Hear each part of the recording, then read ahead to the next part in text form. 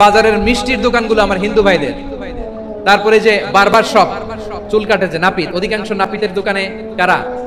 আমার হিন্দু ভাইরা। আপনি চুল কাটতে পারবেন কিনা? পারবেন। তার দোকান থেকে দই মিষ্টি কিনতে পারবেন কিনা? হ্যাঁ, আমার মুসলিম ভাইয়ের দোকান থাকলে ওইটার আমি বেশি প্রায়োরিটি দিব, ঠিক কিনা? কিন্তু যদি তাদের সার্ভিস নিতে চান, প্রোডাক্ট নিতে চান, পারবেন। তার দলিল সহিহ বুখারী, আম্মা জান আয়েশা রাদিয়াল্লাহু তাআলা আনহা বলেন, ইশতারা রাসূলুল্লাহ সাল্লাল্লাহু আলাইহি ওয়াসাল্লাম মিন ইয়াহুদিয়িন তুআমান ওয়া রাহানাহু দিরআহু মিন হাদিদ। রাসূল সাল্লাল্লাহু আলাইহি ওয়াসাল্লাম এক ইহুদির কাছ থেকে, কার কাছ থেকে? আমার নবী, পেয়ারা নবী এক ইহুদির কাছ থেকে জব কিনেছিল, জব, বার্লি, যেটা দিয়ে রুটি বানায়।